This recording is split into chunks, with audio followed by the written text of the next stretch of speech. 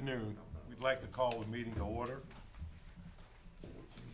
It has been determined that we have a quorum, and I would like to entertain a motion for approval of the agenda with an amendment. Motion to approve with an amendment. Second. That amendment, thank you. We had a motion and a second. That amendment includes a number 2 that bumps the work session down to number 3, and that number 2 is today's follow-up with the safety advocates.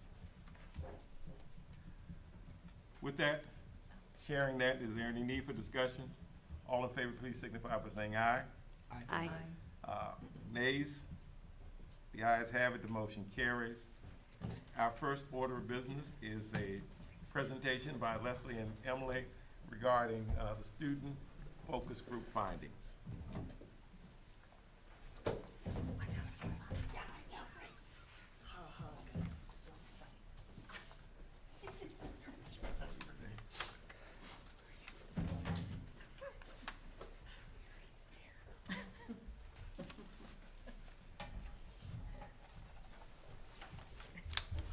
Okay. A focus group was formed with the assistance of Dr. Newsom. We had some students, representative from 3 of the 4 high schools. I believe PAX was the only one that did not have a student represented. But there were 6 students in all. And you can see the breakdown there. 3 were from Calvert High, 2 from Northern, and 1 from Huntingtown. Administrators also assisted in choosing these students to be part of this conversation. So the questions were created kind of based on our subcommittees. So the first one was school staff trainings and the support. How familiar are students with the psychologist or social worker in their building? That was one of the first things that we addressed with them. And students shared that they are introduced to school psychologists and social workers at the beginning of the school year, but after that, there's really not much more interaction or discussion or talk with them. There's increasing visibility from the day-to-day presence of these staff members. If there were, that would probably help a lot more with helping them to feel connected and supported at their schools. Guidance counselors were described as the staff members that students interact with most whenever they need support or assistance with anything while in the building. Empowering the student, this was kind of the next section. What is the best way for you to share your ideas about safety so that your voice is heard? Students noted that seniors currently receive newsletters with college resources. Parents receive weekly newsletters from the building. The different buildings, they felt a similar type of regular newsletter for all students could be an effective way to share updates and invite student input, as well as they shared that their school news broadcasts are not their preferred method for receiving information. I believe all of the high schools have some version of a news program that they do in the mornings. And then engaging social media accounts maybe could be an effective way to receive school updates. A unified school-wide account could help ensure information reaches everyone consistently. So, there's just a lot of kind of structure that would need to be taken a look at in terms of creating something like that for the students, having an admin that would be available to approve posts or questions that come in. But social media was something that they thought would be a good idea to be able to get and have access to things that were important, upcoming, or sharing things that were going on in the buildings. They noted that a lot of the guidance departments have social media accounts right now, but not every school had one for the actual high-level school events and news. So that's kind of the distinguishing factor there. The safe and supportive environment, one of the questions was, do you feel comfortable being yourself in school? Students shared that empathy among peers can sometimes feel limited, and they would like to see more encouragement for supportive peer interactions. Students felt that peer support varied, and some would like additional opportunities to build positive supportive relationships, and whether that looks like more frequent community circles, or opportunities for SEL lessons based, the social emotional learning lessons based around that specific topic. The panorama data might be able to give us something to help support recommending something along those lines. Some students noted that teachers and support staff may not always be aware of or responsive to individual student circumstances. They expressed that increased empathy and understanding would help them feel more comfortable and safe. And several students mentioned that when they have opinions or perspectives to share, they do not always feel comfortable expressing them. Do you feel safe in classrooms and or public spaces?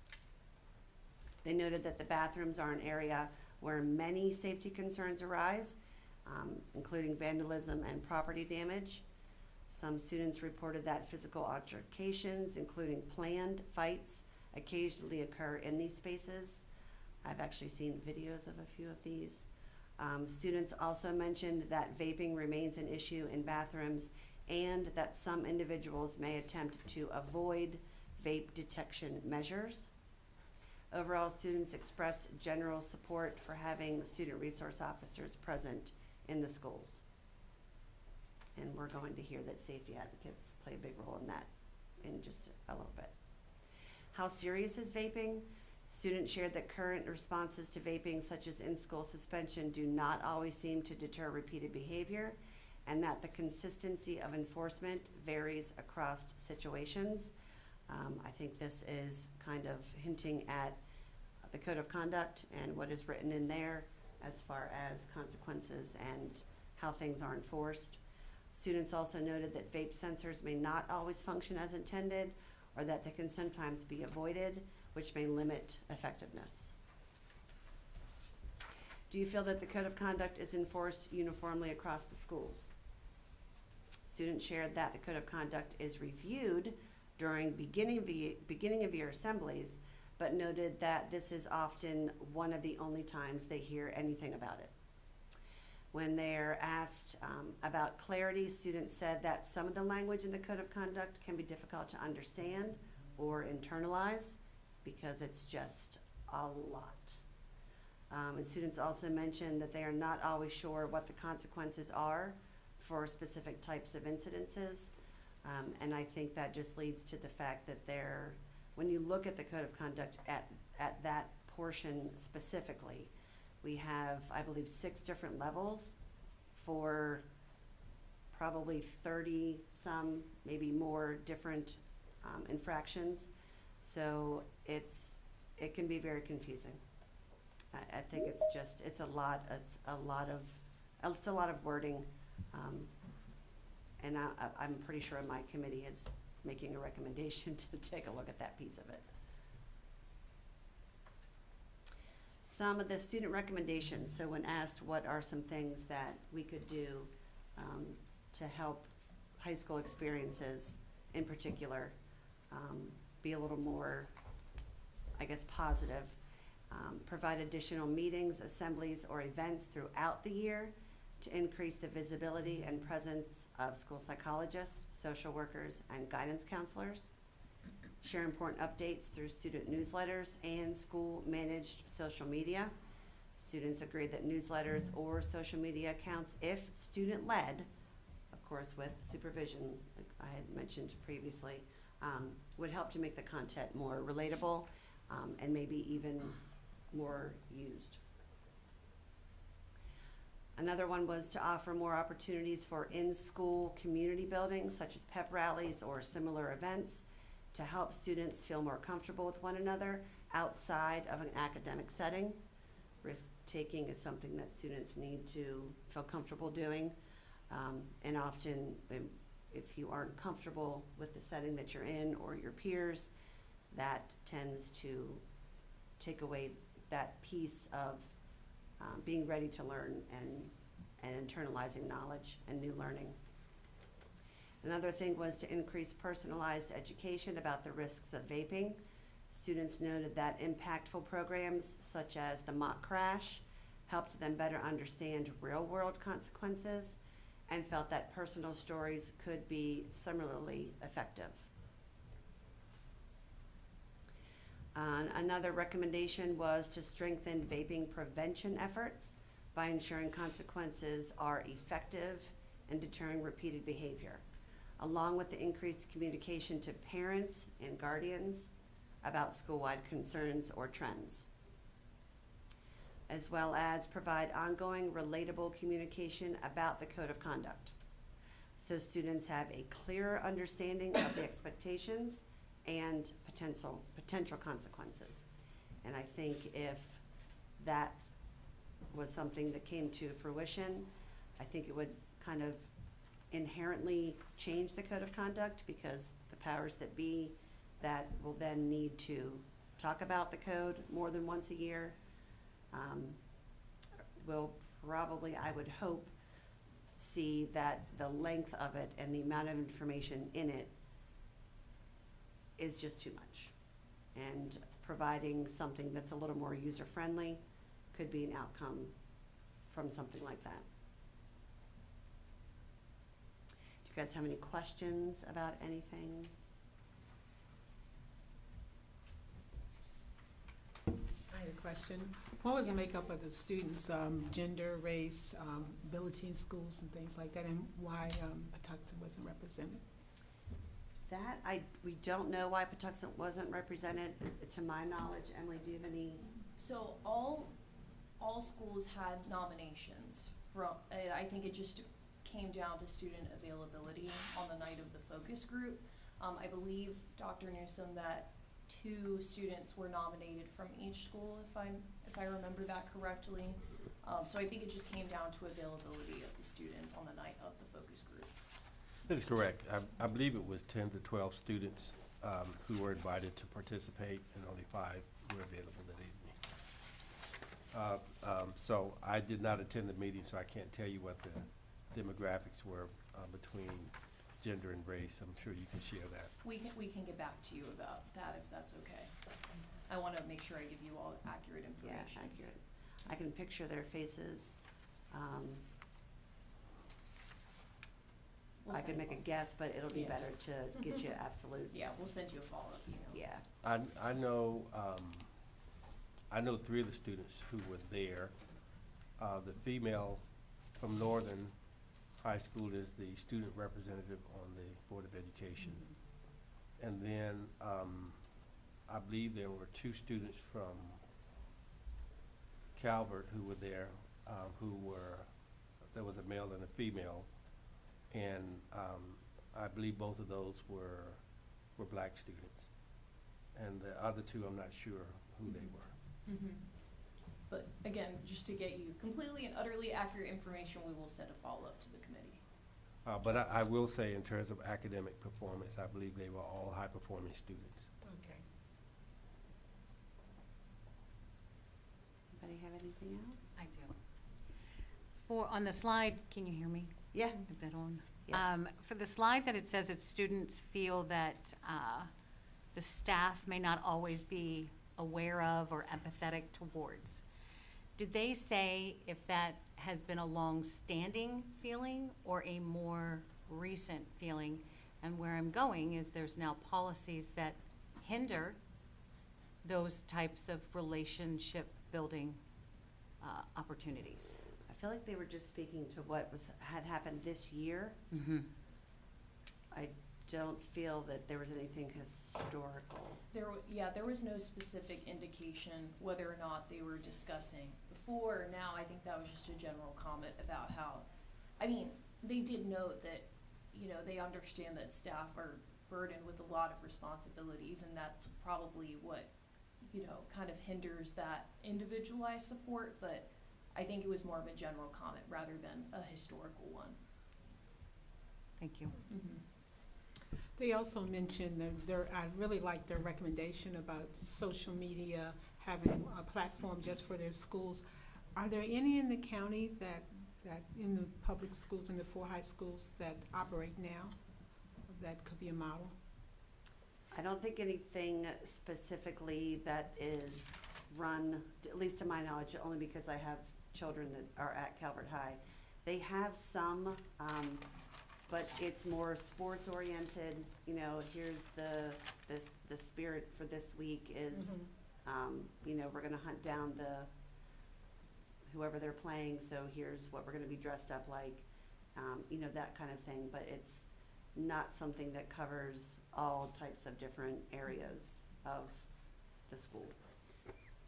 When that topic came up, none of the students acted like that was completely in place in any of their schools. Now, of course, Patuxent wasn't represented, so Right. we'd have to do some more research, and we could always do a case study into the social media account, just like look them up and see what they do. Most of them only mentioned the sports component, and that their guidance offices have social media as well to give like college advice, some mental health information, things of that nature. But it sounds like a centralized social media spot for school news, safety, information, all of that is not at play for a lot of these schools. But again, this is something we can always research and just see exactly what they have in place.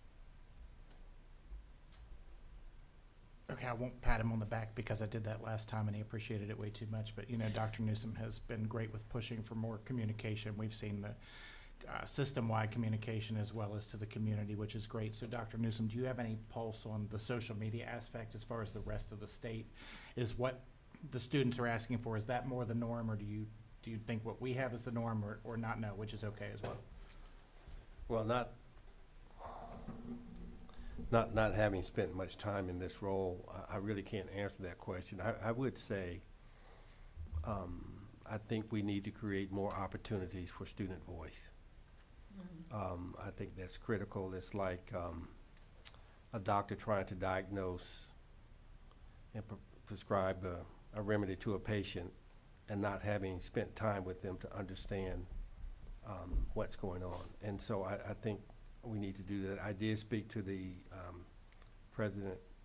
the student representative on the board, and I will be meeting with them every month. This group here, I plan to follow up with them. I'd like this recommendation. I had not heard that before. I do like the recommendation of student-led communication using a platform that they are more likely to visit. And if we can populate that platform with information that's going to be helpful to their mental health and their safety, and have our students to lead the sharing of that message, I think it can be a very powerful tool. Thank you, really appreciate that. And then just one other thing I want to highlight from what was said, and I don't want to come off as defensive, but that is what I get paid to do sometimes.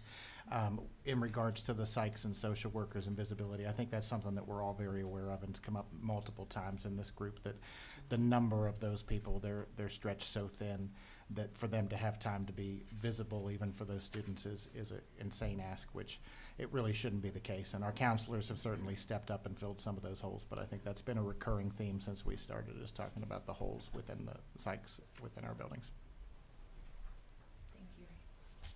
On the social media aspect of it, the other plus there would be, in the mornings you have the students doing the announcements, but at the same token, the administrators would also have access to that, chosen administrators. So if you go into a hold, the administrators can put that hold, initiate the hold, or initiate the lockout, or whatever you're gonna do, and put factual information out to the students, because we all know something goes down, they're on their phones texting mom and dad, whoever, and putting stuff on social media that's far out of realm of what's actually going on. So that would be a plus of getting factual information out during not even an emergency, but even an incident like a hole where you need to keep the halls clear for EMS or anything like that, just so, and it alleviates a lot of fears in mom, dad, and the kids too at the same time, just food So for true. thought. Yes. Very good point. I've definitely seen the opposite happen. I'd like to make another observation and a comment regarding the restrooms. For me, that's one of my major concerns about what happens in restrooms. And I'm reminded of a conversation I had with principals about 15 years ago when they asked how we're ever going to get control of the cell phones. And we had all sorts of elaborate strategies that we were going to try to implement, blocking cell towers and so forth. And it came down to a simple solution: have them turn the phones off. I've been to every high school to talk about this issue, and there does not appear to be a universal answer. And to me, it's the only way we're really gonna get our hands around. I mean, we have these machines there, but these alert systems, they don't seem to have solved the issue. I think the only way, and I don't know how we get the manpower, is we have to have adults there. I don't see how we're going to avoid that.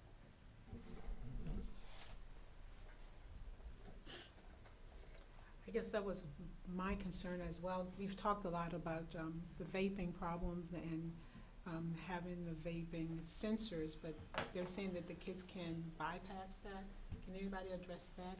Maybe you guys can, but anybody else tell what's happening with that?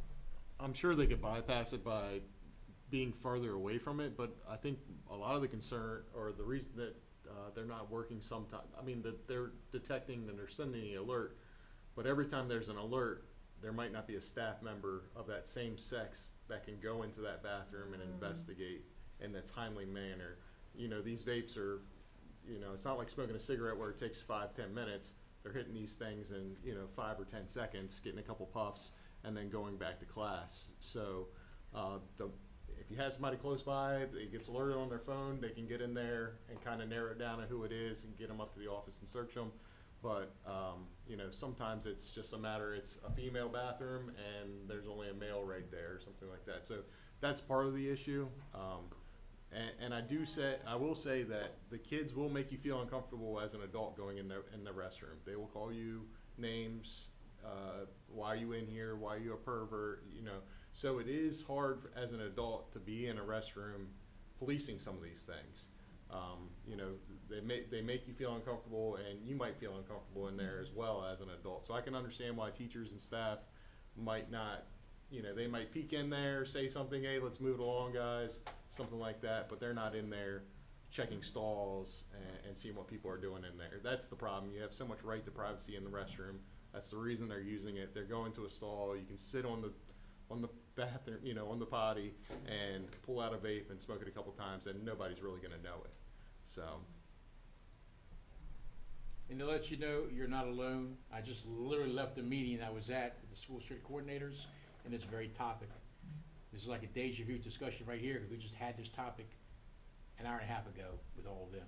They're seeing the same issues. You're gonna have it in another 20 minutes? Yep, I was gonna say it's coming up again, so.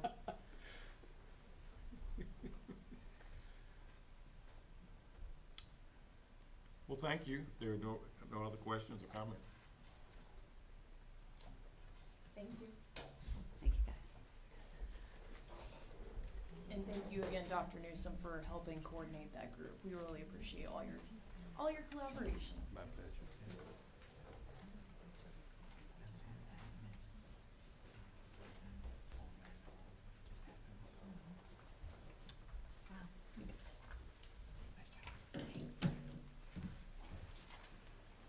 Second item on this reporting out agenda is this morning, a few of us had an opportunity, in particular, Leslie and Emily and I participated in a conversation with the safety advocates. This was a follow-up to a commitment that we made at the beginning of the school year when we had an opportunity to engage with them. And I asked the question, as frontline people in the schools daily, give me the top 3 things that need to be addressed for student safety and wellness. Number 1 was vaping. And they came at it from a number of perspectives. The first point is that they see it as a two-headed sword. It's a health risk issue for the children, but it's also a violence promotional issue for the children. And that, in that they've had indifferent behavior based upon, you know, I helped pay for the vape, you didn't let me use it, that kind of thing. And so they're concerned about addiction, and there's no question in their minds it's an addiction. They, one safety advocate gave an example of a young lady who had multiple offenses, who knew she was going to be suspended, who pleaded with him before they went down to the office, let me hit it one more time before I get suspended. Let me use it again. I'm going to get suspended. What's the harm? You know, so the addiction aspect of this is becoming concern. Also, contrary to what we might understand, and the point that they're making is this: students are accessing over-the-counter items to use in their vapes that are actually creating a more addictive behavior. One of the officers or safety advocates this morning showed us a container of an item that he had bought at a local convenience store that was next to the Snickers and the Jolly Ranchers in the store that contained dangerous substances that students are using in those vapes. And so his greatest fear is, quite honestly, overdosing. And that if we don't get a handle on this, and by the way, with all due respect to everybody who's working on this, universally they said that we've lost this battle. Unless we come up with something more rigid and more stringent, the monitors are inconsistent in their effectiveness. Students know how to avoid them. The ability to stick these things in your pocket and your right to privacy, the responses that they get. One officer indicated that he's already been threatened to be punched in the face twice this year if someone touched him or attempted to take their items away. And so it's an issue that we need to get a handle on, and it's clearly a major issue in our school systems right now. Their point is that there are a couple things that are going on. One, that vaping has become an epidemic, not just here but everywhere. And in addition to it becoming an epidemic in the access to the over-the-counter stuff that is really causing problems for young people, you know, it's as if the legalization of vaping and vaping outlets has created a counterproductive response. It may have been fine for the legislature for taxation and all the rest of it, but quite honestly, you know, when you're dealing with not being able to wake a kid up after sitting in a class for an hour, and other health-related issues and concerns that it's producing, it's counterproductive. If we're going to spend money to promote higher quality education, then we need to deal with these things around student behavior that basically allow the money to be used effectively to educate. And a great deal of effort falls on the school system to basically manage personal behavior and behavior habits that are being brought to the school. As one of the officers said this morning, the Calvert County Public School System does not sell vaping products. They bring them with them, you know, and so the fact of the matter is that the school is being asked to respond to a societal problem. They thought that we needed to do better training and updated training on drug awareness, that there needed to be access for parents to understand the ramifications of vaping, and that the consequences, just as the student said, that the consequences for the behavior are not a deterrent. And the number of incidences that can take place before some other action takes place, and this whole pecking order in the code of conduct is ineffective.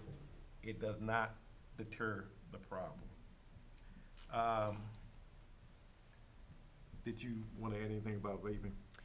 I think that was every single note that I took. Oh, there was a safety advocate that said There used to be Saturday classes Yes. through the health department, but they haven't been referring anybody. Good, it wasn't just me. Anyway, they haven't been referring kids, so do we know if the health department is still offering classes on Saturdays? Does anybody know? I think they do, They still have them? yes, and I think they're also in the school doing some classes in the school, is that correct?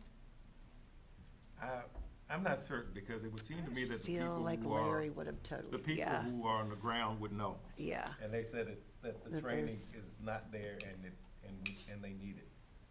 And there And needs that to be. parents should that attend parents, with the child. right, at some point in this whole pecking order in the code of conduct, Yeah, that there ought to be some mandatory parent participation before the student is returned.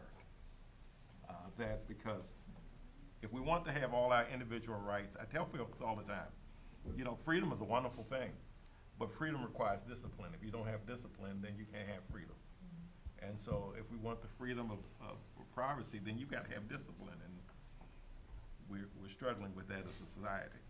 The second issue that they had was mental health awareness, and the fact that too many students are showing up in secondary schools with untreated mental health conditions that clearly related to issues that they are bringing with them for multiple years. That we need to have some means of dealing with this and a preventive measure long before these children become older and go on. One even estimated that with conversations with those on staff who have PhDs in this area of behavior sciences, they would argue that 70% of the children that we have in alt ed have mental health issues. That it's more than just bad behavior. There's something else going on with them that is deeper and requires deeper attention than repeatedly sending them to a place that they're away from other folks. That we've got to get a handle on it earlier, and that the result of our practices right now is just repeat offenses, and so that we need to be able to deal with that aspect. Now, it's interesting. Leslie brought up a point, and I'll let her report on that. But the third issue that they were very serious about was that, and Dr. Newsom has said this indirectly today in this meeting, is that additional resources have to be available. They need bodies. They need more people, and they don't all have to be safety advocates. They may be safety assistants. They may be something, but they need to be adults that can go into places.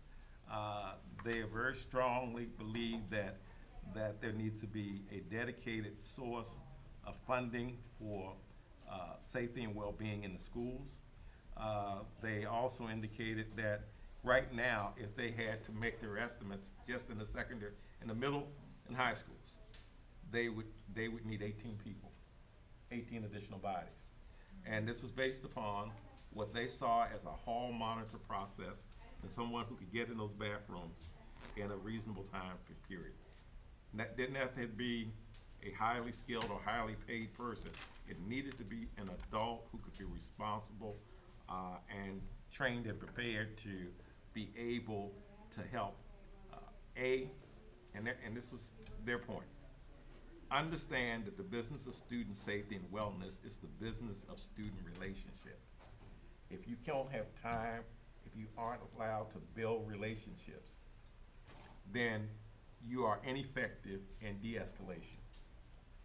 They make the point that their ability to engage in de-escalation is because they have relationships with students. And they know students who have had a history of so-and-so. They develop a relationship with them. And it's that relationship that allows them to intercede even when the student won't listen to the teacher or anyone else. They listen to the student safety advocate because of a relationship. They think that the high schools need a per level monitor, and that the middle schools could get by with one each. And so that that is the point. In addition to that, they think that there is technology out there that can be used. But again, you know, they say right now, 50% of the cameras that we're using in our security system need to be replaced. They've lived out their life.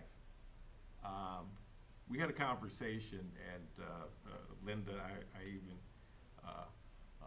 profit that you would be interested in this. Is that we need to create a prototype of a new constructed school based upon safety standards. What would the wiring look like? Where would the cameras be? What other accesses, and what is the known technology today? If we were building a school for 2027, what would we do differently in it to facilitate a different level of safety within that capital structure? The point that we were making here is that if we could make that a capital expense, at least the initial aspect of it, it would be more affordable because we could term it out through bonds and what else. As opposed to how much money we have left in undesignated sources that we use in an operation expenses. Now, we realize that ongoing maintenance and other aspects of that would go in place, but we ought not be thinking about, we ought not build anything in the future that does not have a proponent of what are the standards for safety in here and how can technology best help us in this regard. So that was three things that came from them, and Leslie asked them about aggressive behavior, and so you want to share with that? Sure can. One thing back real quick to the mental health awareness. I just asked if they were aware of the SST process or the 504 IEP process, just so that they knew of students that, and you know, it can come down to a confidentiality piece. But these safety advocates are the ones that deal with these particular students. So when they're being brought up for in SST, they aren't told, or they aren't even aware of it until after the fact, and something comes up like, oh, well, they have an IEP now, or they have a 504 now, and they have no idea. They don't know that information. So I thought that was something to mention as well.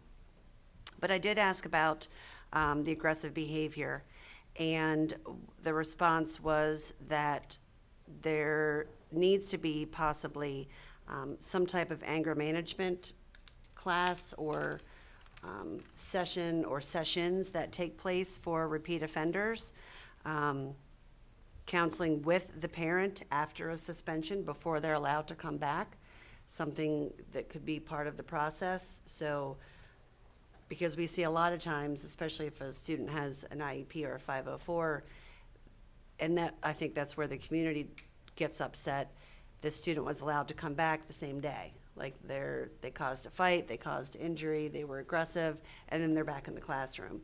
And there's typically reasons for that.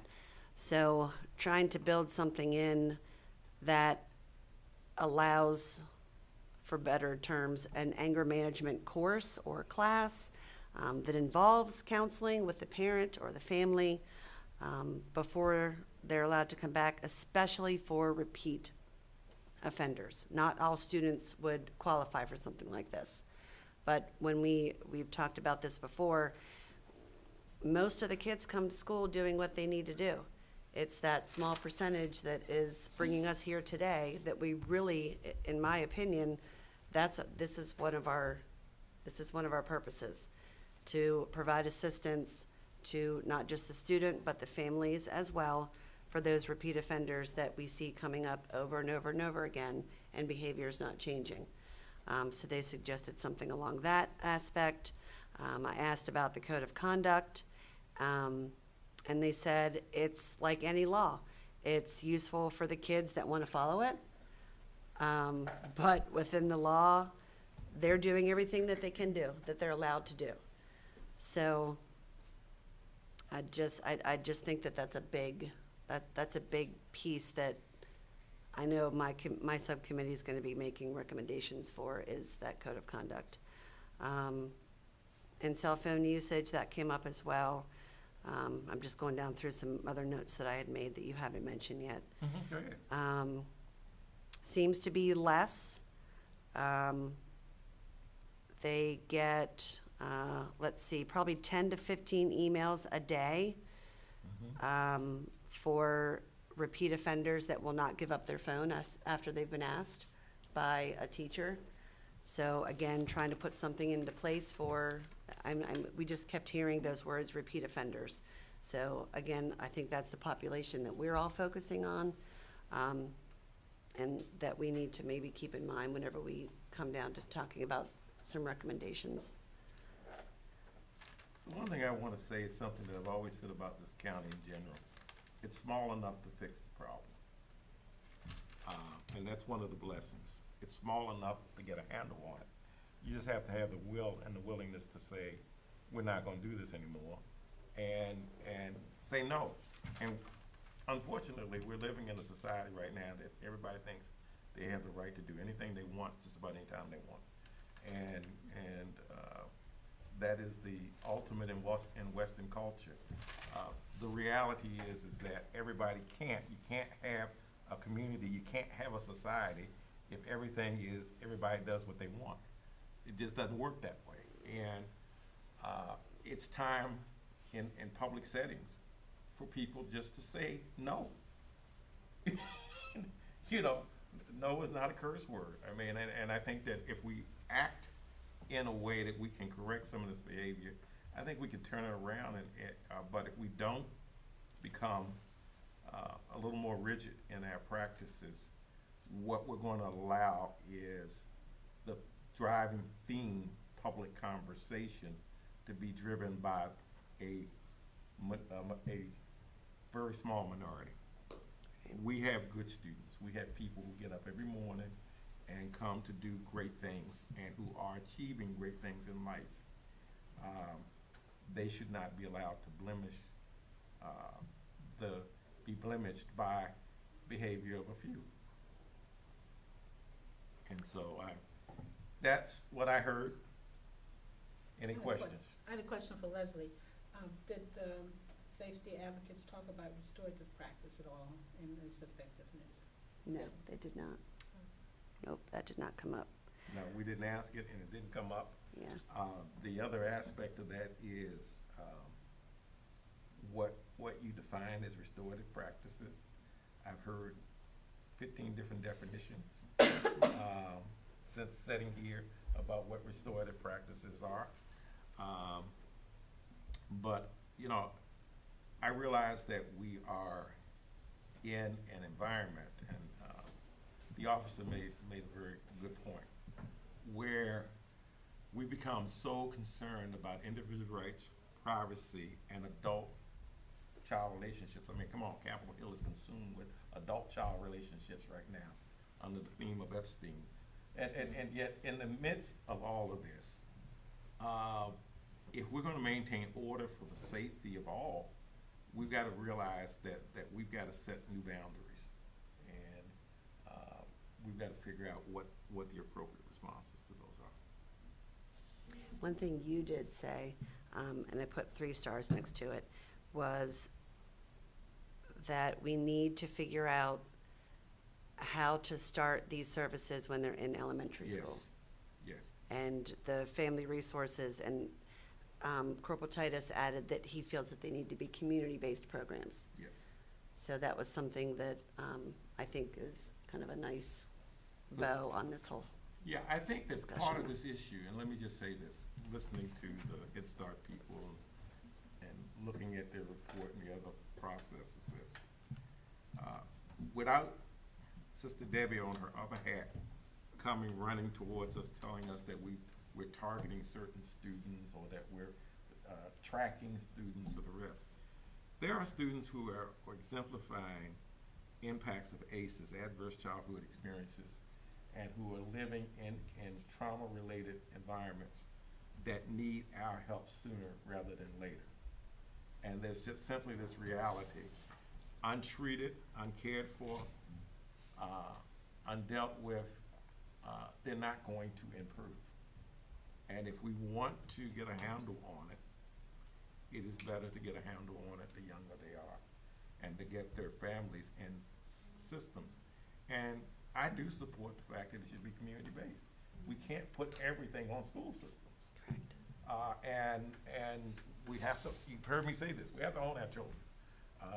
They belong to this community. And so we need to find effective ways to offer support services to those families early on. And, you know, a parent, if a parent comes to school, and this was, and I say this because they were saying that parents come to them and say, I don't know what to do with them. I don't know what to do with them. Well, there ought to be somebody that can answer that question. There ought to be a place that they can refer them to. And I don't think that if we want to have high-achieving schools that produce high-level academic supports, results, then we can't expect the schools to do everything. Just can't. That's it. Do you have any questions from that perspective? It was a great meeting. Yeah, I thought they, It was. I didn't was think they great. held back anything, Mm-mm. and I felt good about their level of engagement and the number of people who spoke, and those who affirmed that they're experiencing the same things in their different locations, and so. I will share that I did have a conversation with the student representative on the board, and she was thrilled that you provided students with that forum. She felt very good about it. She said the other students who participated felt very good about the opportunity as well. Great, and we did not want to overwhelm them, and so we kept the adult version smaller so that they could overwhelm us. And so, Reverend Jones, I don't want to get lost in the list that you provided from the safety advocates, because I think that was great, but I think the point that you made about school buildings is huge. I was in Northern High yesterday to visit a couple members, and as I'm walking through the building, I can only think, as an administrator, what a nightmare that building must be to police. You have 6 different stairwells. You have corridors that run in between hallways that have bathrooms in them. There could be never have enough bodies to cover that building. With that being our newest building, that's terrifying. And even with the cameras set up, there's blind spots everywhere, and the students are going to find those just as easily as we do. So I'm sure that's something on the radar with the new Northern Middle, but just going forward, I think that's super important to think about. I think you have to think about that in multiple ways. But there's something else they said, and I don't want this lost, that I thought was interesting. In defense of the school administrators, they said this. Oftentimes, the school administrator is left with this question. For the health and safety of this child, is it better that the child be in a regulated environment or home doing whatever they do? Mm-hmm. And they make decisions based upon what they think is in the best health and safety decision for the child and the wellness of the child. You know, as one administrator put it, okay, yeah, I can send her home today and she can vape all day long. Mm-hmm. Or I can, you know, she can become really addicted to this stuff, or I can keep her here and know that I'm going to see her in 3 or 4 more days with the same problem. So the question is, at some point, the supports have to come from outside the walls of the schools to make the change that we're looking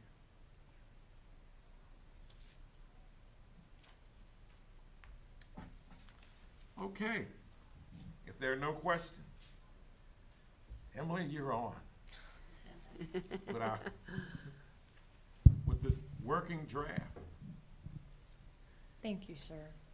So, as we have expressed in the last couple of meetings, we are really making our final descent into the final report, which is the conclusion of the committee's work. So, it's essentially compiling all of the work that you all have been doing now for 12 meetings. This is our 12th meeting. And compiling all the findings, the presentations, and ultimately forming recommendations. So most of the subcommittees have come up with some preliminary recommendations. So today's purpose is to look at these preliminary recommendations as a group, make sure that they are accurate and agreed upon by consensus as a group, maybe discuss timelines and who is the person in the schools or the community, the government, to be the ones to implement this practice, or what would that recommendation look like. And so in my mind, we can just go down the line of this chart. Does that sound good to everybody? Yes. Yes. So I will go ahead and share my screen.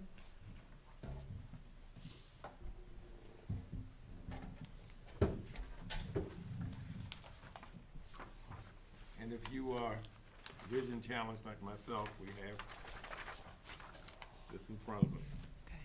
So one more thing to note before I go on is that this is my attempt at pulling everything together. So there may be some inaccuracies or some redundancies. So please keep this in mind. Please make corrections as you see fit. And again, I want to ensure that even if these recommendations were submitted by one subcommittee or the student focus group, the community survey, we want to make sure that these recommendations, no matter where they come from, are good with the consensus of the entire group. So that is kind of the aim of today. So I broke these down into categories. So I'll start with the mental health and visibility and accessibility category. The first recommendation, and again, there's some like metrics in these too, so these can be changed. Host one monthly student support visibility event, assemblies, meet and greets, hallway pop-ups, etc., where school psychologists, counselors, and social workers introduce services and answer questions. I know this was discussed a little bit earlier. This is truly kind of a recommendation from the student focus group. So is there any feelings on this recommendation? I know this was kind of talked about a little bit earlier. Any thoughts on who could be responsible for this implementation and progress measurement, etc.?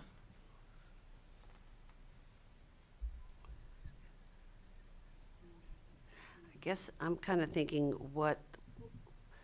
what's the word that we want to get out, focusing also on what the safety advocates told us. So would it, if it was mental health support, I would think that the health department would want to be involved in some way, shape, or form, which would, probably create a collaboration at some point between probably the counselors, so that they could be there on a consistent basis to follow up and answer questions.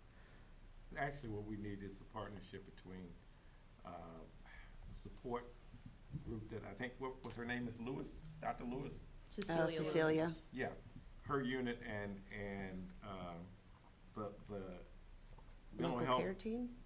the mental health community to come up with some new strategies around how they can impact younger adults. The point that I made with the new health director was, I'd like to know, what is your student safety wellness strategy? I think that it's larger than the counselors need to come together and do it. I think this is a larger policy ramification that goes across multiple agencies. And the way that the county and state spends its money in this locale with regard to student wellness and mental health. And I don't know that even the term mental health is going to get us where we need to go. Right. We know it's mental health, but it may really need to be wellness. And I think that somewhere in this aspect, the responsible parties, I would say, are the health department, the school systems, Who's the local care team through? and the local care teams. Through our Department of Community Community Service. Resources. Okay. Yeah. Is it community resources? Is that what it's called? Yeah. Yes. Okay. I would think local care team would be. Yeah. So another way you could look at this is who should have the lead, and then have them come up with who they need to partner with. Right. Mm-hmm. Well, see, I think as crazy as this may seem, if we dump this on the schools, if we say the schools have the lead on it, we're gonna be in a bad place, and here's why. They've proven to us that they can't even hire the number of staff that they need to have, okay? And I really think that at some point, again, I go back to Dr. Newsom. Dr. Newsom says you need a body. We need bodies, we need people. I don't know that I think we may need to look at staffing patterns that have lead professionals on it, but have persons who are other than, you know, whatever number of letters you put behind your name that can Right. engage with young people and help us.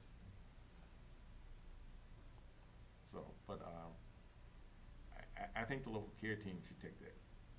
I do too. And as a body, we can ask them to come up with the implementation plan and who do they need to support them, as And well what that as needs to coming look up like. with a measurement. Yeah, yeah. The accountability piece, you're gonna hear me say that with every single recommendation that we make. Because the other piece to this is, we're gonna ask these individuals or the leads to come back to this body or to the BOE and the Board of County Commissioners to provide updates. So once they Yes.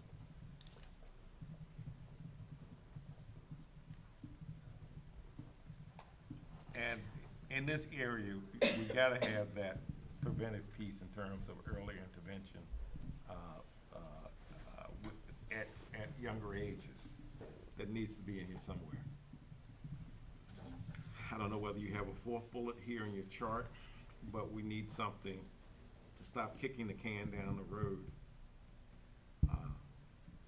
And ultimately, with all due respect, without trying to be negative, filling up institutions, you know, 10 and 15 years from now with behaviors that didn't get corrected before.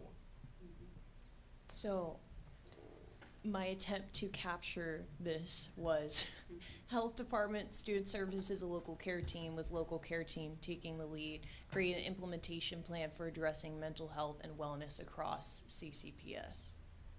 So a sort of body that meets regularly to discuss these concerns district-wide.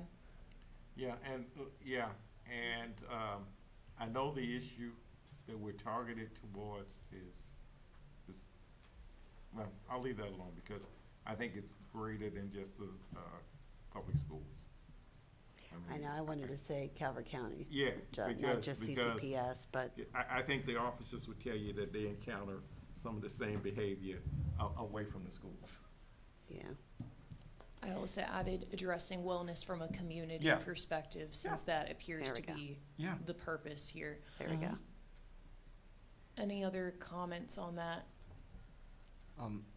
As far as mental health, I think it's also important that the staff at all levels work to destigmatize getting mental health assistance, right, from the principals down to the teachers, because there oftentimes are resources, but, you know, the individuals don't feel like they can, you know, partake, or if they do, it's gonna somehow limit them or affect them somehow. They're gonna be stigmatized. So I think it's important that school leaders at all levels be working actively to encourage usage of those resources and to destigmatize their participation in those. Yeah.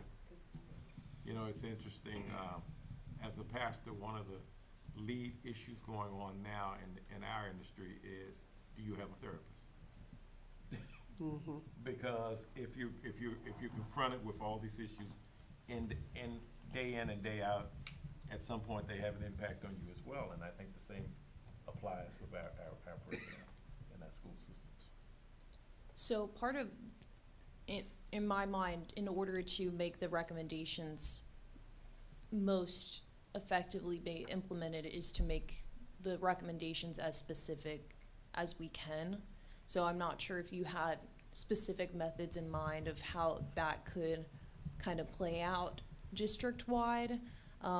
I know we have a lot of smaller recommendations about, like, you know, mental health, social media, trainings for de-escalation for staff, but I'm not sure if you had something in regards to its implementation in mind, or if it's just more of a cultural shift. I think it's a cultural shift. and I think that if I were looking at one of the ways that I wanted to be supportive of my staff, as a whole, I would look at this as a staff support process.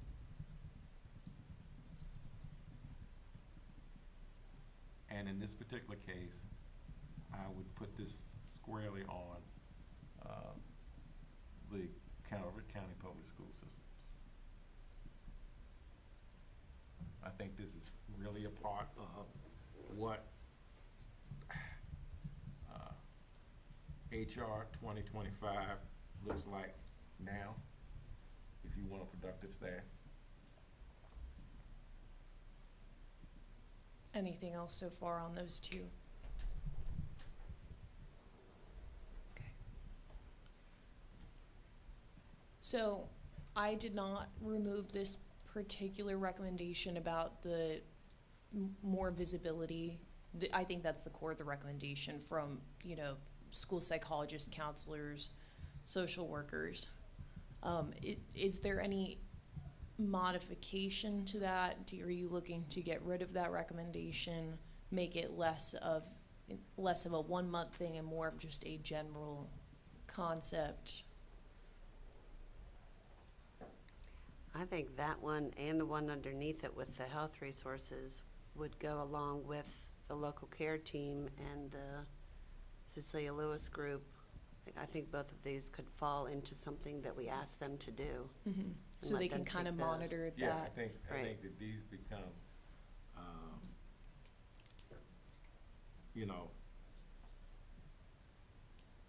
I don't want to say tasks, but components. yeah, I think they fall under what we want that team Yeah. to do. Yeah. I think back to my end, it would be looking at having the adequate number of staffing to be able to perform those things, because I do think that if the message right now were to increase visibility for those psychologists and social workers and counselors on top of what they're doing right now, they're all gonna leave. So I think that it would be, how Yeah. can we provide enough of them that they have time to be able to do things like hallway duty or small groups to build those relationships that were talked about. Yeah.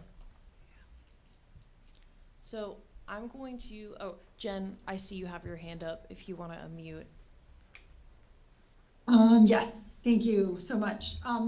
The local mental health planning is actually not through the local care team. It's through the Calvert County Local Behavioral Health Authority, and they have a specific child and an adolescent team, and they're also the hub for mental health funding through the consortiums that Oh, for the schools. okay. So they do planning. That's what they do. Local care teams work with specific cases, and they can inform planning, but they would not be taking the lead on the planning. Local behavioral health authorities actually have strategic plans that they, regarding behavioral health, that they report to the state. Who are they? They're a unique arm. They're under the health department, but also separate. They have their own legislative, legislative body. And they have a board that I serve on, and on behalf of the commissioners. So I'm just, And Denise Dickerson is the chair. And Health department. Jen, the Board of County Commissioners appoint some of those seats, correct? Yes, we do. Okay. oh, we've got Denise usually sitting at this table. Yeah. That's fine. So Okay. I suppose we'll have to flush that one out. That's kinda. fine. But we can Yep. assign it to them to come up with a plan. That- Yes. That's What's the, best approach. Exactly. Still, yes. exactly. Thank you, Jen. No problem.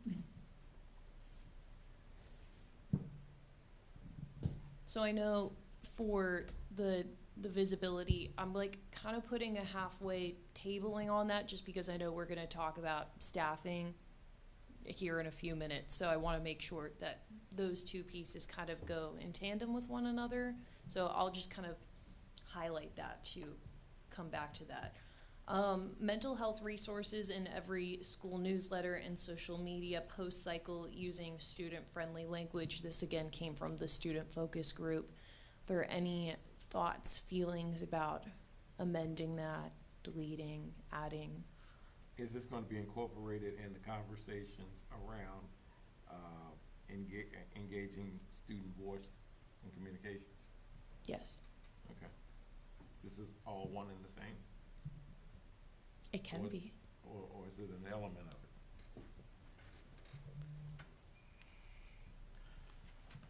We can group those two things together just to make it more streamlined. Okay.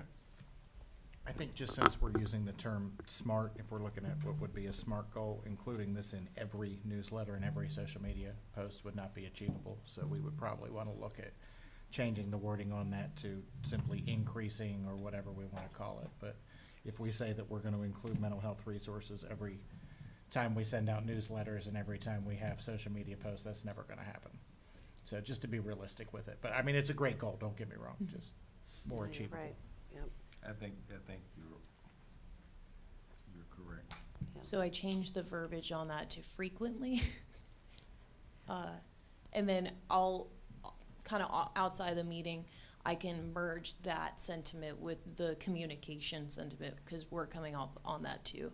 Okay. Yeah.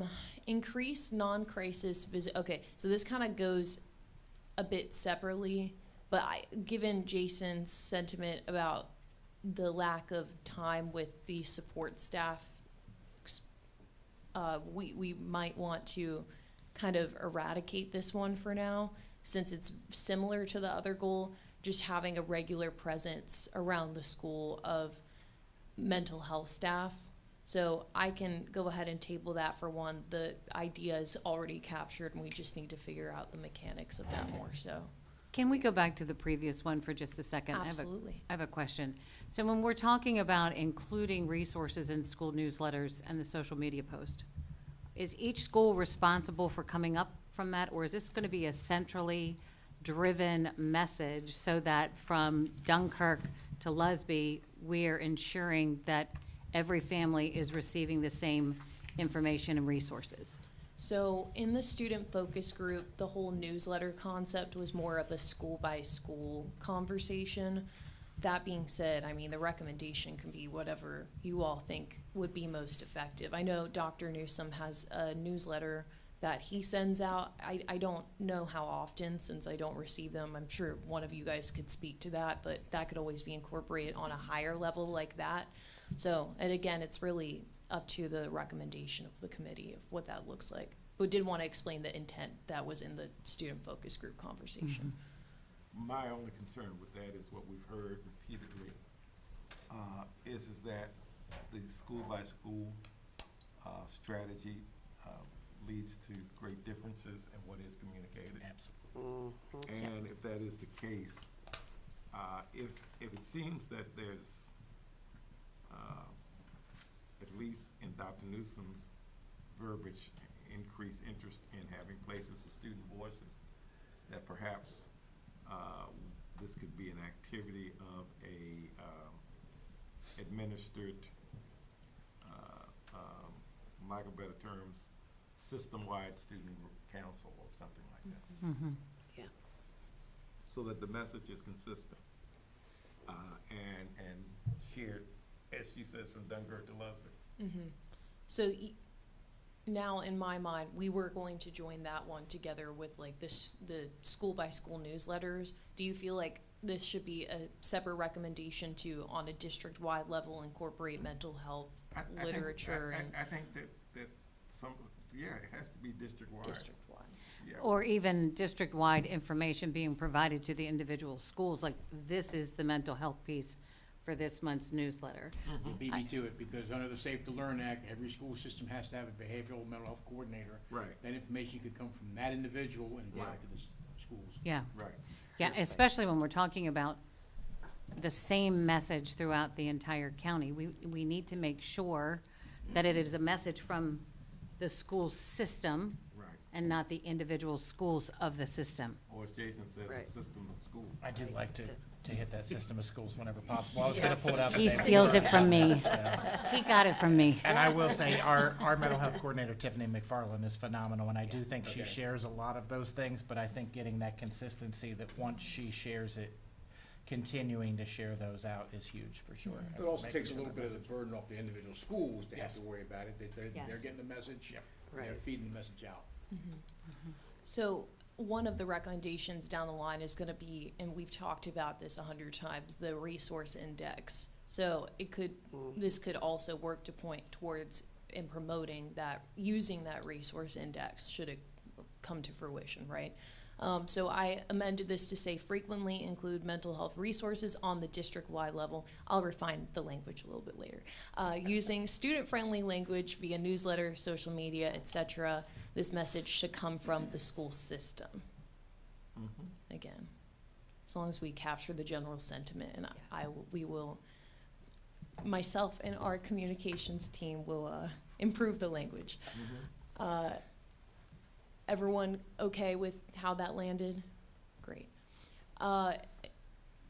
Again, do we want to table the visibility of mental health staff being stationed places regularly for now? We can always come back to that. I think we need to come Yeah. back to it, Okay. put an asterisk by it, because, again, does it fall under a uniform, request for staff increases?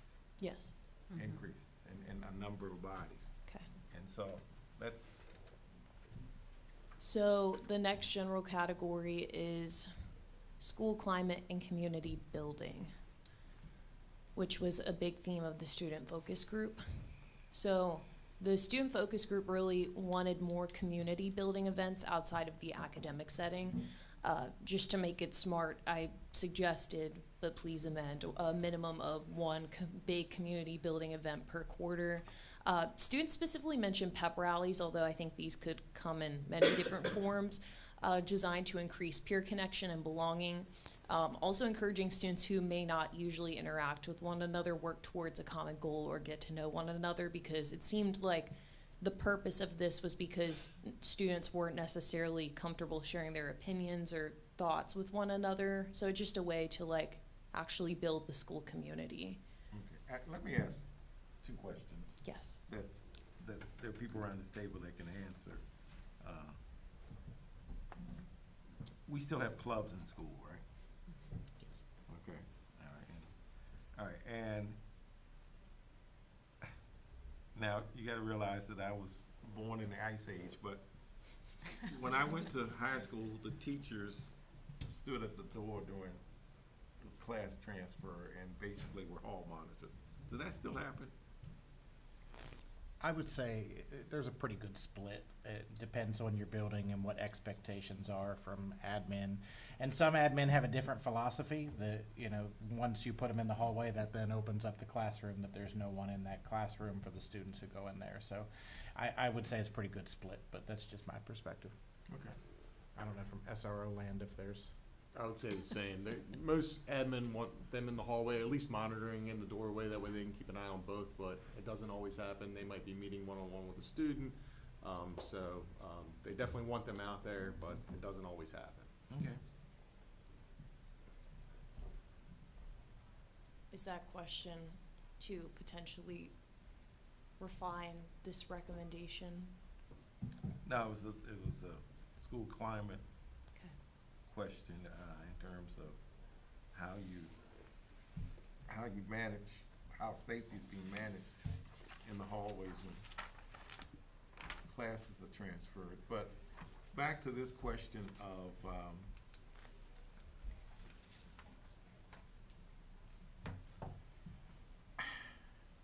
I struggle with the recommendations as being community building.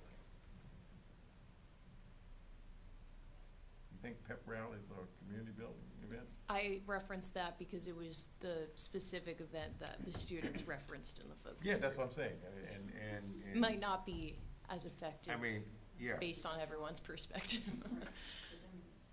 Huh, to them, yeah. Yeah.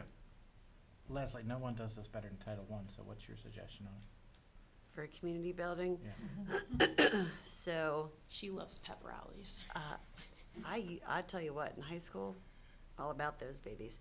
I will say, community building, it's not just about the students. So when we have events, they're in the evenings and parents are involved, and it's more about if it's gonna be community, you know, so if you know that your parents are friends with that kid's parents, maybe it opens up an opportunity for you to feel comfortable with them as well. So when I think community, in my land, in Title I land, it's the family that's invited and that comes and that responds and participates and does the activities. We'll have stations, and they just travel from station to station and do different things pertaining to curriculum, of course. But it's fun. That's very similar to what the family visitation programs do. They do monthly family events. I think Jennifer talked about when we started way long ago, we started having Family Fest up at Yeah. Beach Elementary School. Yep. And so I think Yeah. the early childhood programs still now have monthly family events where the families come into the school and work, and the administration, teachers are there most of the time, but that really does build community relationships. And then you go to middle and high school, and they kind of, now, some middle schools, only because I know this because I'm the PTO president at Southern Middle, but they'll do things at least twice a year, if not 3 times a year, that involves, typically a church will come in, make dinner. Mm-hmm. The entire school, all families are invited, it's free. It's kind of an activity that they do. They'll do, they just had a PBIS festival, it was in the evening. They'll do something in the spring after the history fair, and they'll have opportunities. So middle schools do a pretty decent job of doing things as far as community goes. I'm just not sure about high school. Mm-hmm. So you all believe that there shouldn't necessarily be community building amongst the students themselves, but rather the family-student connection more so? I think that's what Jason was kind of hinting at. I mean, that's kind of where I was thinking, and I Yeah. don't want to discredit, I understand where the Reverend's coming from there with some of those things like pep rallies not being, but I do think that's why high school, you don't see as many of those, because the high school really is the hub of the community because of what's going on with Yeah. every other sport and club that happens, that's why they don't do as many of these other community events, whereas Yeah. elementary, you don't have that to compete with, so. Yeah, Right. you're exactly right, yeah. Right. Yeah, I'm not certain, and I again, I date myself in this. As a parent, I'll give you an example. I wouldn't have wanted a better community building experience than what Earl Bowen had at Northern Middle. I mean, PTA meetings, you could hardly get a seat at. I love that.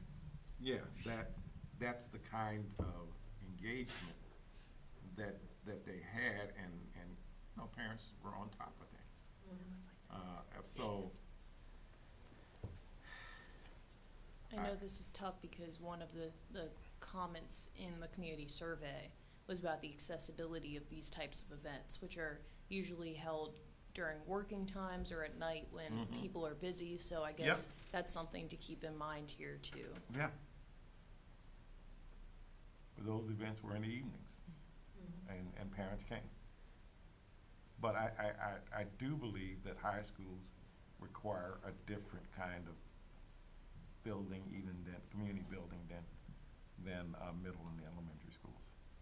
Sheer And- volume of students. Yeah, the sheer volume of students, and the maturation level is different, and so how you develop relationships at that level is Yeah. different. I mean, so maybe the students, I don't wanna wipe out the students' recommendation, it may be appropriate. We can come back to that one. Well, We're I not gonna think we solve need to world think peace about in a it. day. I think that we need, one of the things that I've realized today that, we really need to talk to some of these school counselors. We need to hear some of those voices on how you could improve community building and the rest. One recommendation down the line, which, again, this is a very imperfect document, I don't even see Sure. who recommended it. Implement a climate campaign using posters, lessons, and student ambassadors to reinforce belonging and safety. I think this just kind of goes along with the general sentiment that came out of the student focus group, just about how a lot of the students aren't aware of the actual consequences of the code of conduct and things of that nature. And coming from a student ambassador or a voice could be a more effective way of implementing those reminders regularly. But again, that could be more refined or just go along with the general sentiment of students kind of also being messengers in that regard. Okay, yeah, I'm good with that. Student voice, right? And I know a lot of these, the questions like, should these be implemented school by school, district-wide? These are vague, so we gotta definitely make them a little bit more specific, but we can think on building, that. school by school. You said, I'm sorry? Community building, school by school. Yeah. Agreed. The biggest category is communication and transparency. So there's a lot of recommendations here that have been compiled throughout all the subcommittees.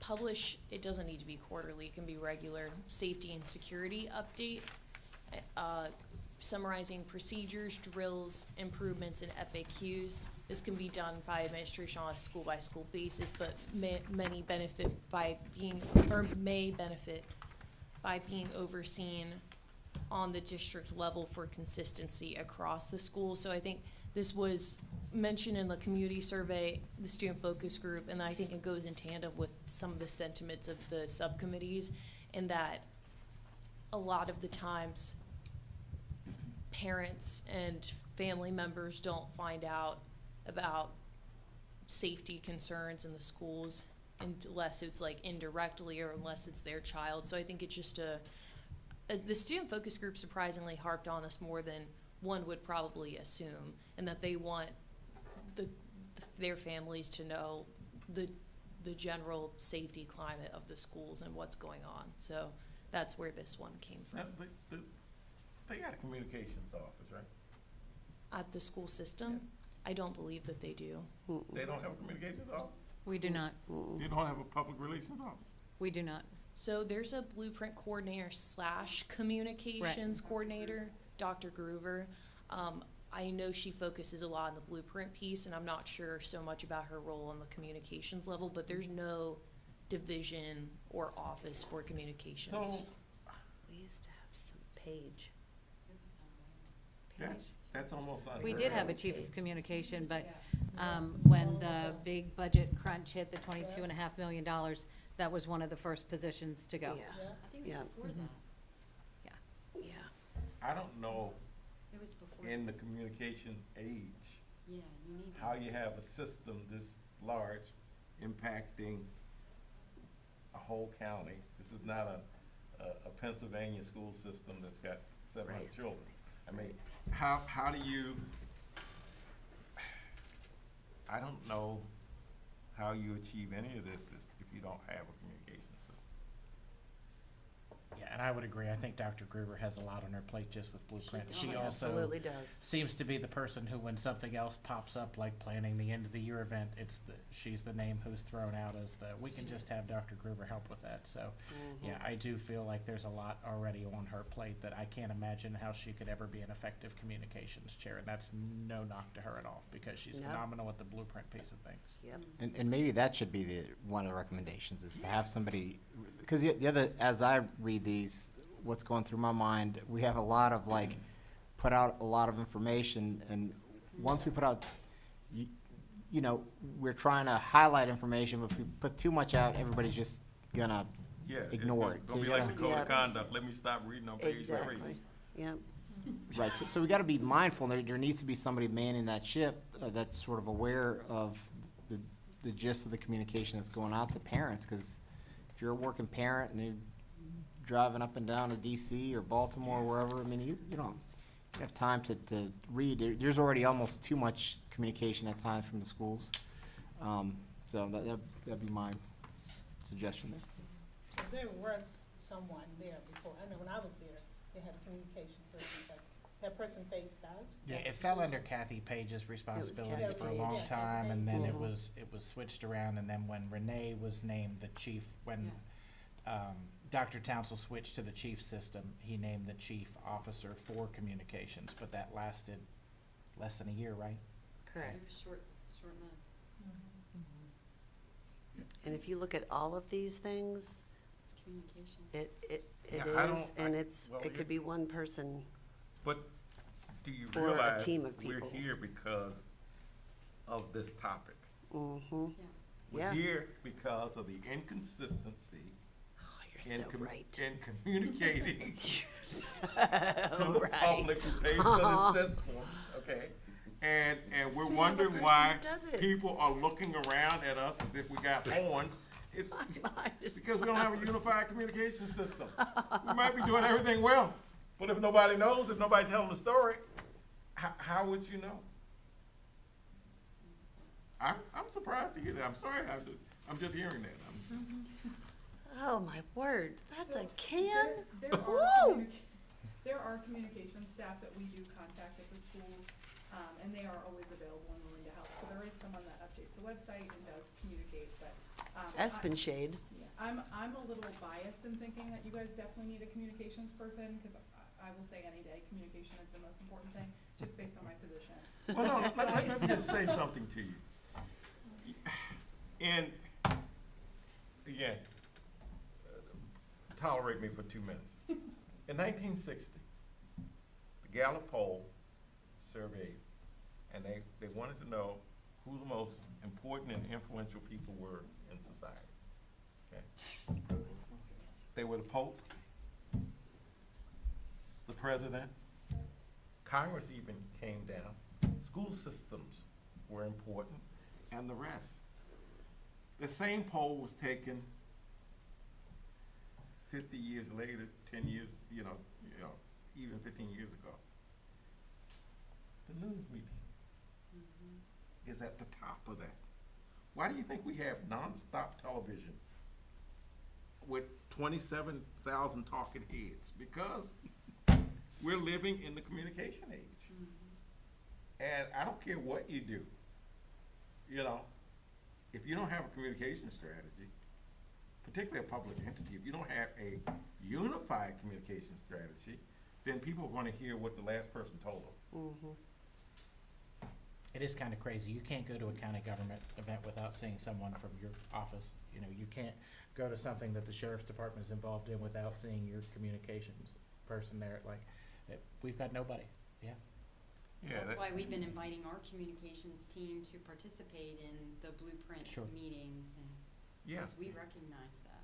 yeah, so I don't, Well, I would ask that until they have somebody centrally, we recommend if there's an incident at a school, the school's tied up with the incident, they don't have time to Right. put stuff out.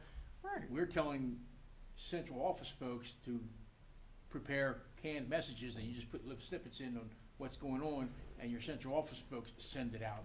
So they may want some help. Yeah, if there were ever an incident, they Mhm. should definitely reach out to our office. We're always available to help. And I do think a lot of those things fall on, really it's Larry most of the time, but he Yep. or Cecilia have to be the one voice for everybody Yes. because we Yeah. don't have that. Yeah. Know what he has to do during an incident. That communications come down here, but everything else is Correct. here. Correct. But at the local incident site, law enforcement, public safety, the school administrators are gonna be busy doing this. And again, that's gonna fall down here. And that communications piece falls back to, as soon as, when we talk about the media, social media site, you can blast something to mom, dad, and the kids right away. It alleviates a lot of fear, it alleviates a Yes. lot of angst. Yes. I'm so flabbergasted. I mean, My mind is blown. I think that the real issue, he makes a key point here, and you need to see it as a risk management position. Because you can't have Mr. Titus and safety advocates and the SROs trying to deal with the issue at hand, launching investigations, doing all the rest of this other kind of stuff, and at the same time, putting a public spin on what just happened. Right. I mean, that just can't be. And that's why, and not to mention that, there has to be a standard and a value for what is communicated from an entity. You know, Calvert County wants this report produced, and they didn't ask me to send a snapshot in, or Leslie to send a snapshot in. We had to go and stand and deal with whatever their standards are for photos. So, I mean, it's that kind of issue in terms of continuity and consistency that you need to have in this. Even from a proactive approach, I mean, the school Yeah. system does a lot of great things. Exactly. So just to communicate that out. Exactly. We need a communication strategy, so I agree.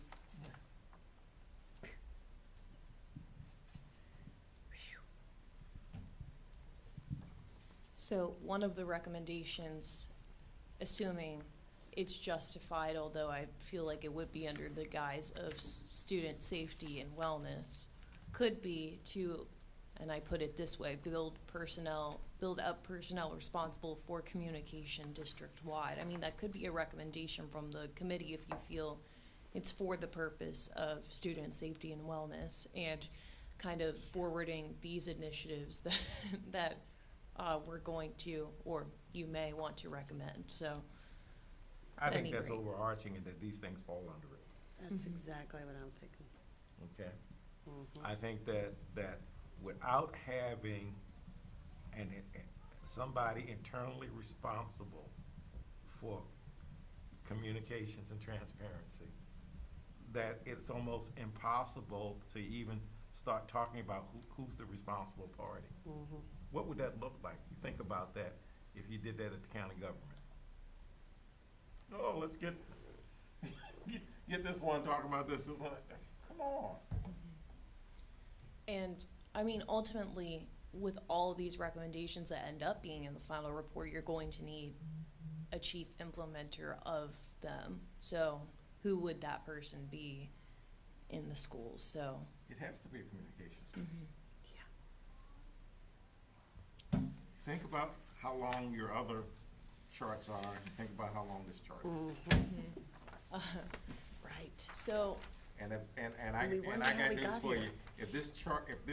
I would argue, I'd go as far as to say that my last 12 months would have been spent differently if in fact this We had a this person. had been addressed. Mhm. Yeah, We wonder how we got yeah. I don't know, we still have a lot to talk about code of conduct. here. You're exactly right. I did. Yeah, I did file code of conduct related changes under communication transparency. I feel like that was the See. best category. Yeah. yeah, I see it. Yeah, okay, so we'll get there. So anyway, the communication personnel, no edits at this time. We're gonna look at this next month too, and it's gonna be in a prettier format, I hope. But wanna just get the general sentiments here today. And then I'll pop back up here about this safety and security update, school by school, kind of maybe on a quarterly basis. Assuming we're in a time where that communication recommendation may be implemented. Well, see, Uh-huh. here's the issue. If you put together the right communication strategy, student wellness is front and center. I don't know what you all, when you look at the school of public opinion, every parent does not expect the child to come home being a little Einstein, even if they think they genetically compose such that they should. But they do expect them to come home well. They expect them to come back. They expect at minimum to get back what they sent you, okay? And so, part of this issue, I think we need to make sure that we're understanding that we have to have this uniform system of communicating these things so that parents have that understanding and that student wellness would be a part of any communication that you send out. Because, not just every communication, but I'm talking about a central communication, that you talk about, what's happening to support student wellness in the system. So instead of a quarterly update on, like, you want this to, in your mind, this is like a regular thing that is going on all of the time. I think it's it's one of those things that's before every taxpayer, that their money's spent well and there's order in the places that kids go and gather.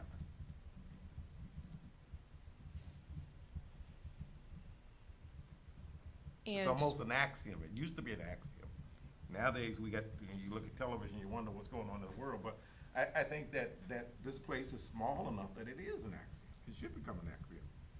And again, the question is, we're looking either district-wide or school by school. Now, district-wide. Would this look like statistics or just security updates on what's going on, even if it's not specifically relevant to the school that a person may be invested in? I think there has to be a messaging that we care about the same thing that you care about, the well-being of your children. And I don't think you can say that enough. Right.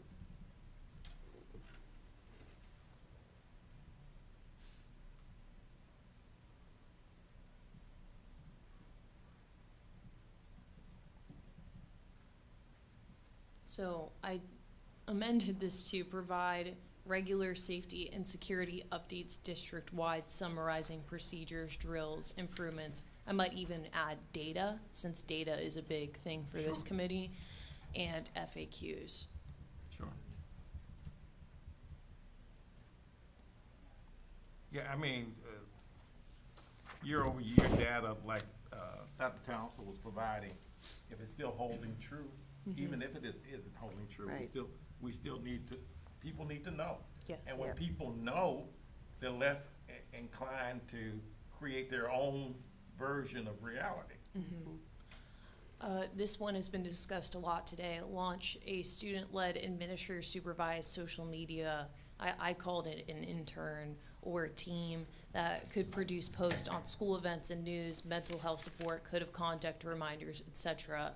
I see this as a school-by-school thing, as that's the sentiment from the student focus group. They want to know more about their schools. That's probably more their community building strategy than it is communications, but I would support that. But I'm also thinking, I know like county government has a social media presence and Facebook, Instagram, things like that. I don't think the public schools have anything like that, do they? They do. The school They do? system. Have a Calvert County Public Schools? Pardon me? Who manages that? Jesse Espenshade, the webmaster. Oh, okay. Oh, I don't have to see They do that and the webpage, correct? Mm-hmm. Their group. That's all part of a communication strategy, yeah. Yeah. So I know you got pieces, you may not have put them all together, but you got pieces or you wouldn't exist. And every school's highlighted there? Typically, they believe do so, a yeah. lot of, like they just did a whole campaign on Principals Month, which I was, saw that. yeah, because they would do I one saw of that. the principal as a child and then a Right, modern day right. picture. They highlight when we have our employees of the year, or if it's a specific, shout out month, whether it's school nurses or school counselors or something like that. There's, Yeah, I know I was in a meeting this morning talking about the Calvert County School Foundation that does grants for educators, and that was one of the things they were discussing, was highlighting through their social media and through the webpage some of the things that they've done, going back and doing like a where are they now from those things that have come out, so they're trying. It's what it is, it's a small. Dr. Townsell obviously had a far greater social media presence when he was here. Right. But that was individual. It wasn't the school systems. Right.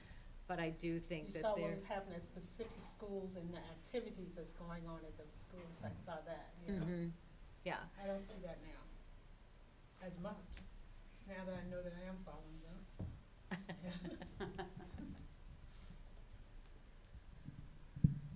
So this could be like a two-part recommendation, this could be like the school by school social media or for students to receive news, but there could also be more of an effort to highlight school news, school specific events, school specific wellness promotion, whatever the case may be, on the district-wide communications channels.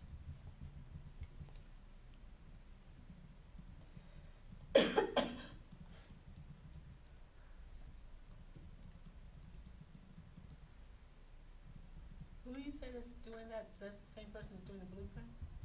So No. Marcy, Dr. Groover oversees communication, but Jessie Espenshade has been managing the webpage and, but Jessie is support staff, whereas Marcy's an administrator, so Jessie, reports to Marcy. Okay.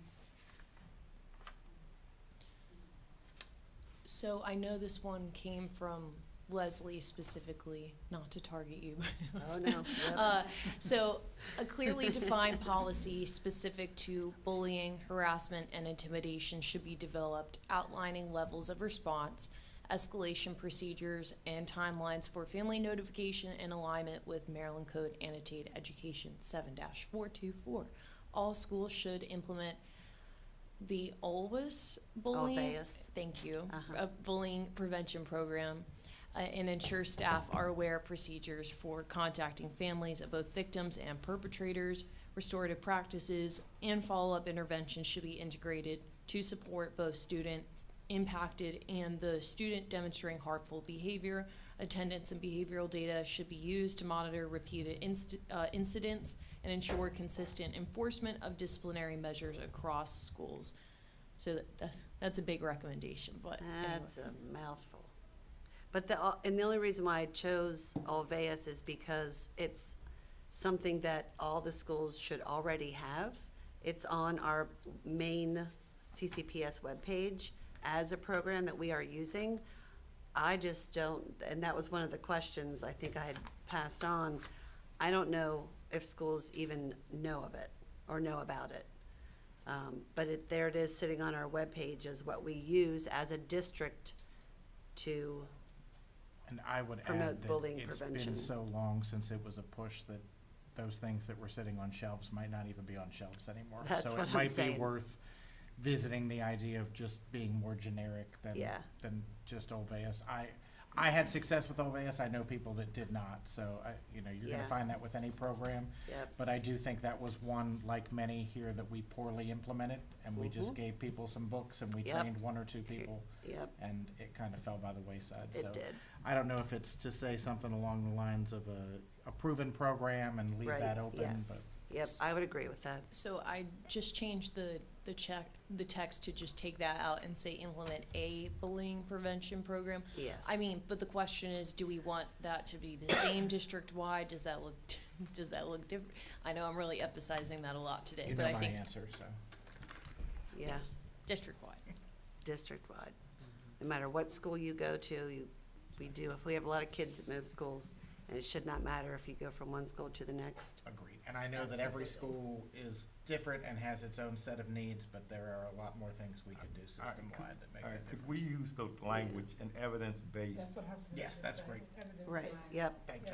If you don't wanna Perfect. use this name of this, yep, that's perfect, an evidence-based bully prevention program. yes. Because Because I'm sure if- there's tons of stuff out there now. This was just, Yeah, and if you don't, if you don't, they're gonna give you a copy of something with purple sheets and tell you this is what we Mhm. do. yep. So, yeah. Leslie, can you talk a little bit more on why you put this recommendation in here? I think that's When important. when I was looking at policy gaps, when you look in the code of conduct, there's not a specific policy for bullying. There's nothing that specifically says for bullying. It's under harassment and intimidation. So I think the fact that doesn't have its own standing policy is maybe something that if it did have its own specific policy, we might be able to, I don't know, do something more with the way that bullying is handled these days. Because when you look at the community survey results, and when I talk to kids, and that was one thing I didn't get to talk to the safety advocates about today. That was the only thing I didn't get a chance to talk about, was bullying, because it's a major hindrance on a day-to-day basis. When Dr. Lewis For came kids. before us and presented us the results from the student survey, she indicated that 66 point something % of the students indicated that they had been bullied.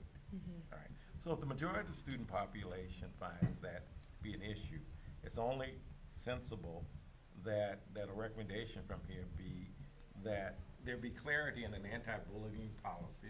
And it's interesting because I've been going through the code of conduct and making notes as well. And but not only that, the safety advocates in August said to us that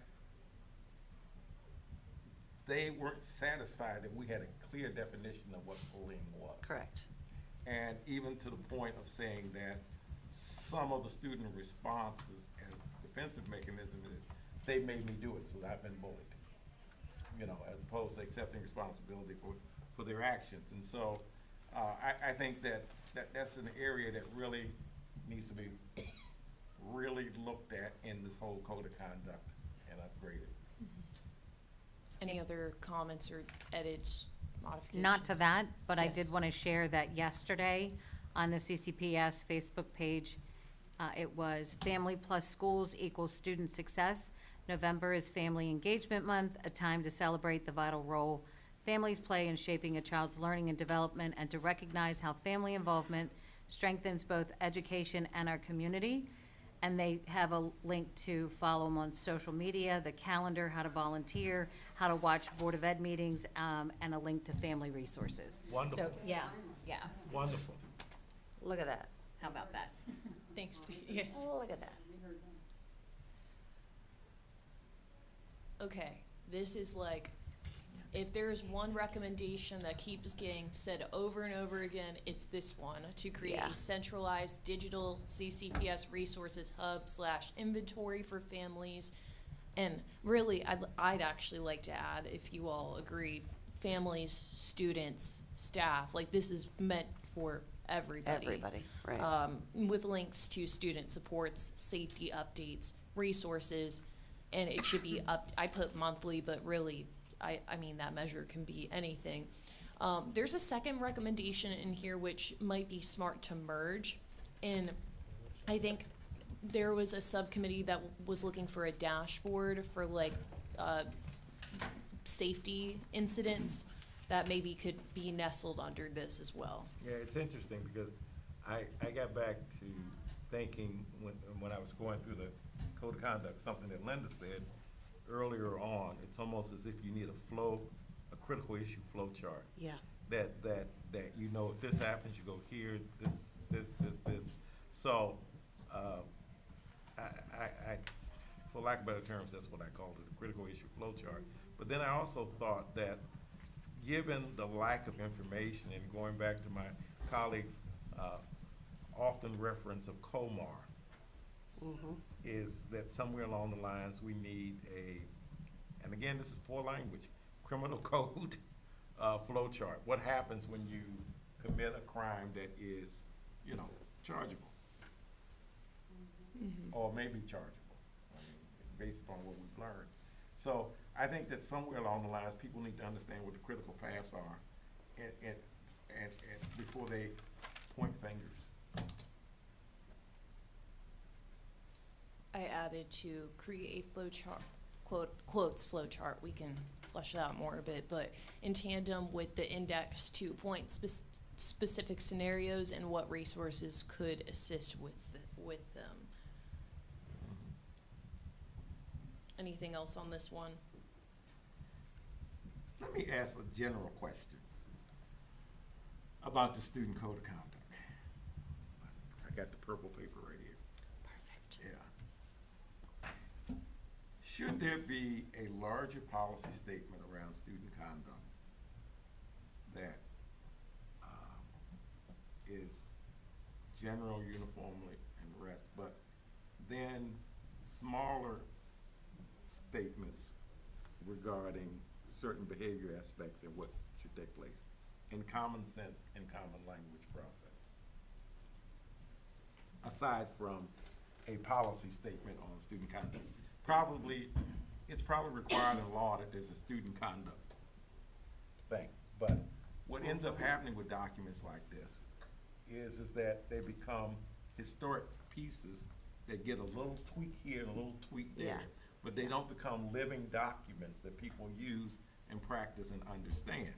And because of that, that's where you have this big gap between school administration, parents, and even, I'll say, central administration. Because these aren't living documents. They become, and they got a shelf life, and they get updated so that they meet whatever requirement that you gotta meet. But practically speaking, how do you communicate in a shorter, more common sense fashion that's received and understood by parents? And again, it's back to communications. I'm trying to remember, I don't think, so I had the opportunity to sit on the Code of Conduct Review Board. That was probably at least 5 years ago. But I don't think we had a parent, like a community member participant. There was one that we were supposed to have. I just don't think that they were there all the time. And I don't know if we did a good enough job when that person was there, making them feel comfortable enough to speak up and voice their opinion, because they were sitting at a table surrounded by people that make very big decisions for CCPS. So it wasn't a very good atmosphere or climate or opportunity for them to say, you know what, this doesn't work. When I read it, this is what I see. So I just don't know if we've. Does the board still have a citizens advisory committee? Yes. Yes. So you all see there's like tons and tons of recommendations Yeah. specifically about the code of conduct, and Yes. there's also tons and tons of recommendations after this section. I know we're coming up on the 2-hour mark, and there's a lot to go through. Yeah. So my recommendation would be this. This is a SharePoint document you all should have access to. If you don't have access to it, we will get you that access. I have track changes turned on, so everybody can go in here, look at it, make language edits, comments, etc. We did this early on in the student safety lifespan for other things, but I think it could be helpful to really work on this beyond the session today in the next couple of weeks. So like, I know Thanksgiving is coming up, so anyway, I'll let you all come up with that timeline, but to really like sit down, have all the members sit down, look at this and really edit as they believe it may be appropriate, make comments as they believe it may be appropriate. And I think it's important to think about the fact that while we have all of these recommendations, these would be what we would share with the committee that works on the code of conduct. You see, does that make sense? Yes. Like, we have these ideas, these are our recommendations, and maybe part of the recommendation is to revamp who that committee is and the people that sit on that. Making sure, I mean, I would love to sit back on that. I just asked, and they're like, yeah, you can be our teacher rep for, you know, for that 1 year that I was able to do it. But I feel like having one or two of us sitting on that, oh, I would love to do it. Let me ask a procedural question. Yes, sir. Is the third Wednesday of December the 17th? Yes. Okay.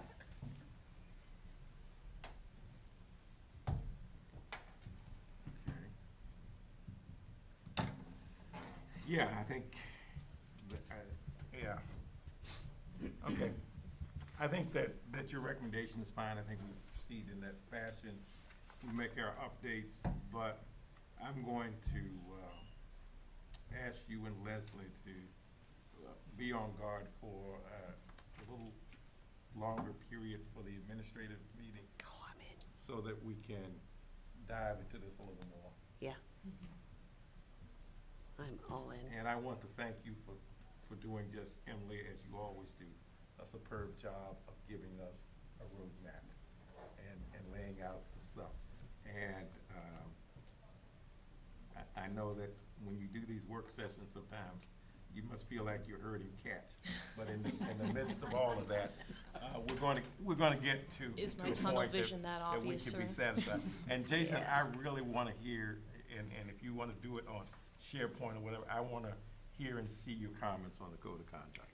Because, no, I'm serious, No, because, I appreciate that. Yeah, I I- definitely need to take some time with it. I have some thoughts, but I do need to take some time with the document. I okay, appreciate that. because I've been wrestling with it the last couple of days, and looking at it and saying, well, I don't know that this should work, and starting making my own notes, but that will be something that we want to talk about at the next administrative meeting. Not to make Yeah. the scope even bigger. However, so this is the final report template for Yes. the entire final report. Yes. It will not look like a Word document when it's done, but I want to get it to a place where we can change it from a Word document to something much easier to look at.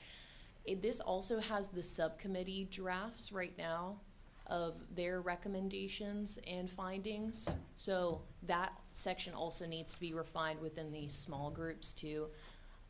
So take a look at your subcommittee section as well as this chart. I mean, the chart should be looked at by everyone with each singular recommendation, whether it's in the area that you're in or not. But yeah, I think that would probably be the most effective way to move forward, since it's hard to achieve that in one sitting. Sure. So, Sure. yes, and committee members, I know we're approaching the holidays. I'm not sure what, in your mind, is a realistic timeline to look through this document, so I open the floor to that conversation. Just keeping in mind, the longer we take, the longer it takes us to get to our final report. I enjoy meeting with you all. I love meeting with all of you. I I'm do. glad that there are two of you. Since we started off with 18, I think you're outvoted, but in the midst don't of have all a of this, vote. I think that, I realize that we are going to be, that we've come to the worst possible time of year to ask you to do this. But we need to give it some attention, and having a SharePoint document allows you to go into it when you have time. And let me just say, it's not just about wordsmithing. You might want to raise questions that cause us to look at other issues in the process. So let's work with this. We'll see what we will be. I was playing with my calendar since I left my phone in the car, but we will be getting together either the 5th, December the 5th, I think it is, Oh, for our admin meeting. our admin meeting, yes. I have not scheduled that, but I will. Okay, and so we will see where we are at that point. That gives you a full 2 weeks to give us some feedback, and then we'll be sort of nudging you, because we realize that after the 17th, it will be a waste of time until the first of the year to talk to you. And then my second question is this. This is also a tall order question. When are the communications team, we've met with them because they're gonna be designing and editing for the final report. So I had originally said we'd give them kind of a draft template in middle of November, and then they could take the next month or so to design it and have a design draft, and then maybe adopt that draft in December or January. So I'm trying to, we probably won't be able to give them finalized content in the time that we originally thought. So should we kind of push them to have the design draft by January instead? And then Jen, I don't know how involved you are in that project, but I just want to make sure you all are involved in that conversation, how long things are take to design and things like that. So It is this time of year we do the county's visitor guide, but we could definitely get a designer to work on this. We do ask, just because we have other publications, that we have at least 2 weeks. So if that's possible to build into your timelines, we'd appreciate it. Oh, yeah, yeah. And, you know, one of the things the workaholics of the world found was that the holidays are a wonderful time because nobody's there to bother you, so you can focus on things. So I'm hoping that we can give you something by the 17th that you can play with and we feel reasonably Yeah. comfortable about. Great. Great. Okay. Okay? And yeah, we wouldn't dare expect to see it until January. Yeah. I appreciate that. Okay. Well, any need for any further discussion on anything?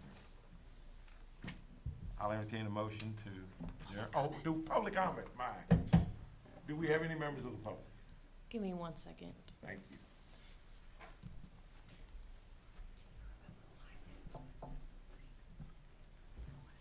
If you're joining us online and wish to leave public comment, please use the raise your hand function or unmute your microphone. You'd have 2 minutes to speak as an individual or 5 minutes as a designated representative of an organization. Again, if you're online and wish to leave public comment, please unmute your microphone or use the raise your hand function.